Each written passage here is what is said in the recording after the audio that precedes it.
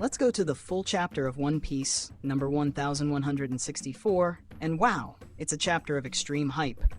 But before diving into the content of this video, hey, don't forget to leave your like, subscribe to the channel, and activate the bell so you don't miss any new videos. Alright then, let's go. Cover request, we see Perona running after a rabbit. Along with her are her negative ghosts, but this time all of them have rabbit ears. In the background, Mihawk is watching everything. The chapter begins with the phrase, "You too?" Then, with a wider camera shot, we see Aimu and Zebec above, and below them, Roger, Whitebeard, and Big Mom. Meanwhile, a scream of pain is heard from Zebec. Whitebeard says that Zebeck's attacks aren't working and asks if he might be a Logia. Roger also speaks. We can also see Garp and Dragon, though silent, and Linlin, who asks, "What is that thing?" Zebec tries to resist the dome reverse. Emu comments, "How persistent." But Zebec replies, "Don't underestimate humans, you monster." Page 2. As he begins to transform into a demon, Zebec says with a defiant look toward Emu, "Davy D. Jones, that's the name of the ancient king of the world, isn't it?" Those words bring hatred to Emu's eyes. Emu says, "Don't be ridiculous," calling him something like king. Zebec keeps speaking with a challenging tone and a smile on his face. He asks if Emu has been afraid all this time, afraid that Davy's will might be inherited, and that one day someone would come to fulfill the promise.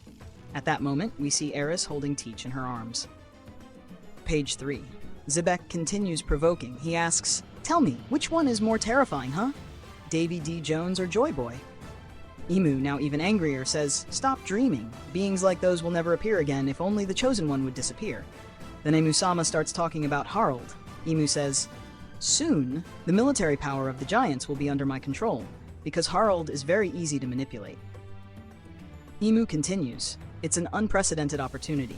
A king so easy to manipulate will never appear again." At that same moment, we see that Zebec is completely engulfed by the dome reverse. Page 4. Emu says, "End Davy's dream once and for all." Then Zebec falls hard to the ground. Linlin asks, "Hey, Rocks, what did they do to him? What happened up there?" In his thoughts, Zebec says, "Damn it, I'm disappearing. Or maybe I'm losing consciousness." Linlin calls, "Hey, Zebec." Page 5. We see that Zebec is now fully controlled by the dome reverse. Emu's voice echoes inside Zebec's mind. "With your own hands, exterminate the Davy clan. Erase the history of everyone involved here in God Valley." Then he stares at Linlin. She asks, "Huh? Why did you get bigger?" Now completely overtaken, Zebec says, "Get out of my way. There is blood that must be erased." Pages 6, 7, and 8. In that same instant, Zebec jumps toward Kaido. Kaido says, "Rocks, what the hell are you doing?" Before finishing his sentence, Kaido is brutally attacked and thrown against a rock. Linlin immediately screams, "Kaido!" She leaps at Rocks, shouting, "Rocks, you bastard! What are you doing to an ally?" But Zebec quickly turns and lands a powerful kick on Linlin. She screams as she falls to the ground, defeated. At that same moment, Zebec charges at Newgate. Newgate asks, "Are we getting in your way, Rocks?" Zebec shouts, "You're in my way. Move aside." Newgate retaliates and an absurd clash between Whitebeard and Zebec erupts. We see a panoramic view of God Valley as the Clash of Conquerors hockey sends black lightning across the island. Some Marines are in shock at the power of the two. One of them yells, "What is this?" Another shouts, "The mountain is going to collapse!" Pages 9 and 10. One of the two mountains of God Valley collapses to the ground. Voices are heard shouting, "Run! Get out of here!" People are seen running, pirates among them, and we spot Eris holding Teach in her arms. Zebec is chasing after them. It is not shown what happened to Newgate after the clash, but everything indicates that he was also defeated. Then we see the Navy ships. Someone shouts, "There's a warship on the northeastern coast." Another one says, "The entire fleet, keep your distance from the island." A terrified celestial dragon is seen. He says that tremor came out of nowhere. Several celestial dragons are seen running toward the warship. A marine yells, "Hurry up, all of you."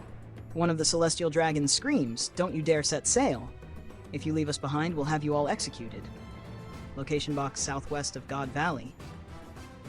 We see some pirates, Rayleigh and Shaki among them. A pirate yells, "Hurry, Rayleigh, this island is finished." Rayleigh, worried about his captain, asks, "Roger's all right, isn't he?" Pirates are seen running while carrying treasure. One of them says, "Treasure? Treasure? What an incredible amount we've taken. Another one shouts, damn it, a dead end. Move.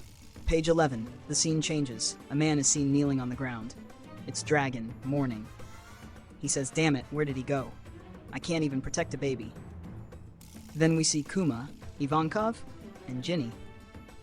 Ivankov says, Kuma, that's enough. It's impossible. If we keep going, we'll be in danger too. Ginny says, Kumachi. Little Kuma then says, are there still lives I can save? I see 2 people over there. We then see Captain John badly wounded. He says, damn it, that bastard Genzui. Genzui is also seen on the ground, heavily injured, defeated by Shiki. He says, damn you, Shiki, but it's impossible to escape this island now. Shiki laughs and says, never think you can fool me. Then someone shouts, everyone, hurry to the coast. Another person says, we need stretchers. A voice adds, the forest is burning, and we can't move. Page 12. Zebec finally catches up to Eris and Teach. He pushes the trees aside with his hands. She says, Zebec, what's with that appearance? Eris, tears in her eyes, says, that means we lost, right? I'm sorry, it was too soon for you to meet him just to save us. Eris hugs her son tightly and says, Teach, we're jumping into the sea. There's no other choice but to swim. I won't let the blood of the Davy line be extinguished. We'll survive, no matter the cost. Then a weapon is seen being aimed. Someone says, there are fugitives on the coast. Pages 13 and 14, we see that the ships belong to the Navy. They open fire on Teach and Eris. Eris says, damn it. But before the bullets can hit them, or before Zebec can reach them from behind, we see Kuma jump in front of the 2, sending them away. An explosion follows. Imu-sama watches from afar, suggesting that he believes the 2 were killed. Imu then speaks to Zebec, saying, you're next, Davy. Erase all life across this island. A Marine shouts, Vice Admiral Garp, hurry! Garp replies, you're the ones who need to hurry. How many people are still on the island? Someone calls out to Roger. Roger, where are you? Roger answers, I'm fine. Anyway, once everyone's gathered, let me know, alright? Final double page, 15 and 16. Both Roger and Garp shout, show yourself, Rox! In a stunning scene, Rox, now massive, stands before Roger and Garp. Roger says, what a pitiful form you've turned into. Garp says, we can't let you target our comrades. But then, a voice echoes inside both their heads. Roger and Garp hear Zebeck's voice. Zebec says, Roger? Garp? Roger puts his hands to his ears and asks, what is this? Whose voice is that? Zebeck's final words with tears in his eyes are, please, I beg you, kill me. Roger and Garp both look in shock, speechless. The chapter ends as Zebec charges toward them. Final editor's note, God Valley is about to disappear. End of the chapter. The manga continues next week without a break. The narrator closes by saying that this was the full and narrated chapter of One Piece number 1164. He asks the audience what they thought and invites them to comment below.